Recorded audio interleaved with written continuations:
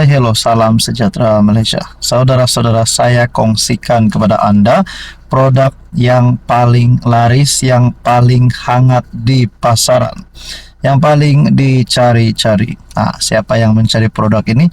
Sudah tentu kepada Anda yang mahu sembuh daripada pelbagai jenis penyakit. Saudara-saudara, ada satu produk bernama Transfer Factor for Life. Nah, ini satu produk yang sangat bagus, sangat recommended kepada Anda yang mempunyai beberapa jenis penyakit, contohnya kencing manis, kolesterol.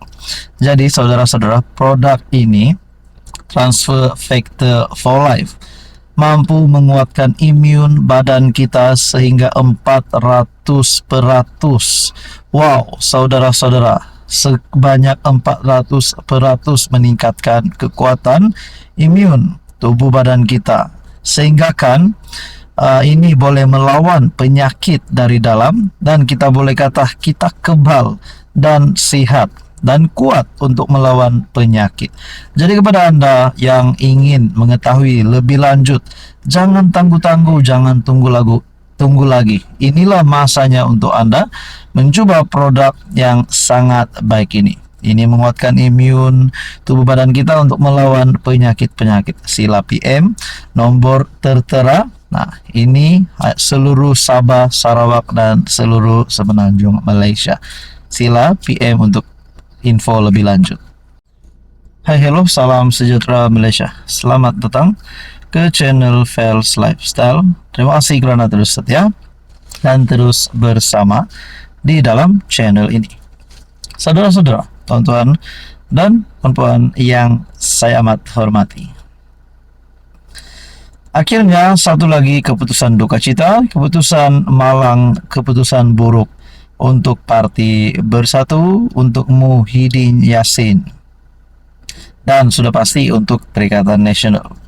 Berita duka cita ini, Mahkamah Umum kejutan. Mahkamah perintah akaun bank Bersatu berjumlah RM195 juta kekal dibekukan.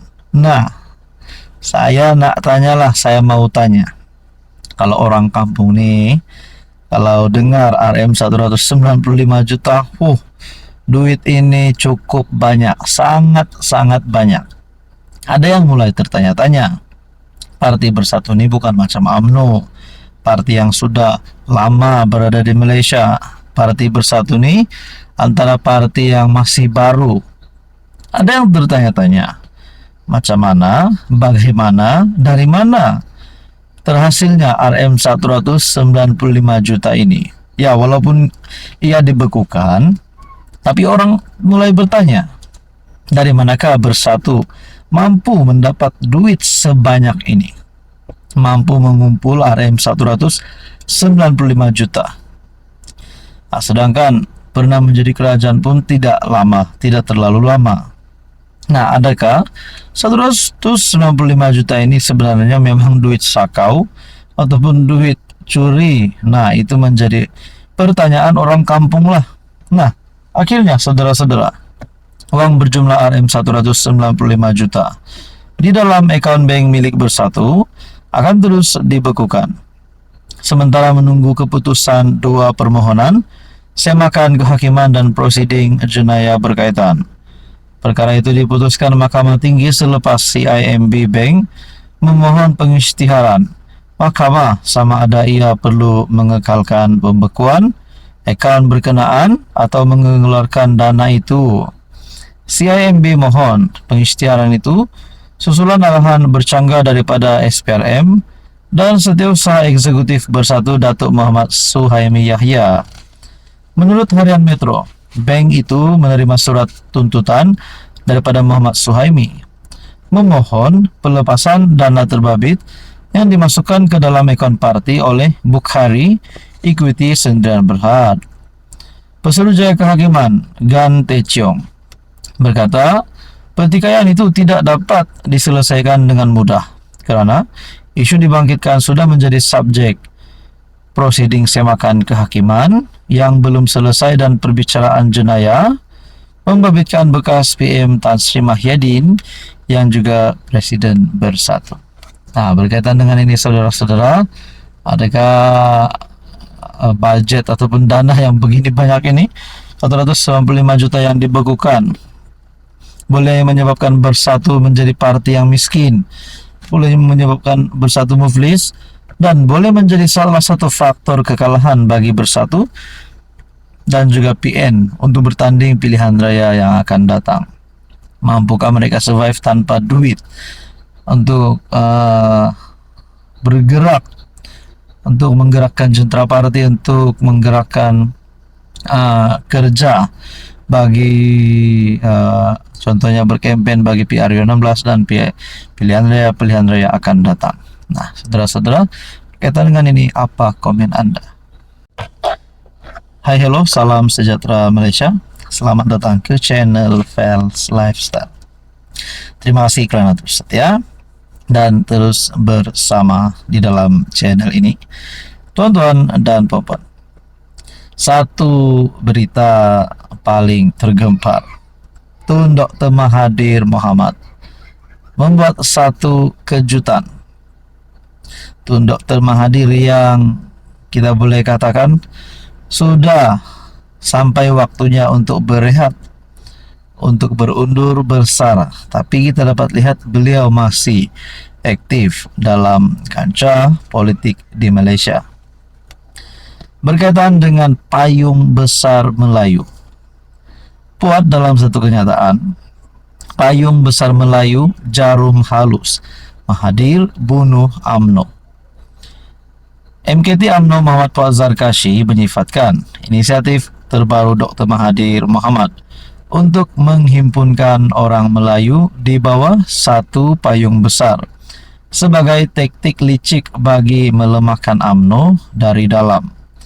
Dalam kenyataan pedas yang dimuat naik di media sosial, Puat menuduh bekas PM 2 kali itu menggunakan pendekatan halus untuk memecah belahkan kesetiaan ahli parti kepada UMNO yang tidak secara langsung menyeru mereka keluar daripada parti. Adakah dengan ini pergerakan ataupun gerakan yang dibuat oleh Mahathir yang ingin mengumpulkan payung besar Melayu, yang ingin mengumpulkan ataupun menghimpunkan orang Melayu di bawah satu payung besar, adakah satu usaha Mahathir untuk menjadi relevan pada PRU 16 ataupun menubuhkan parti baharu?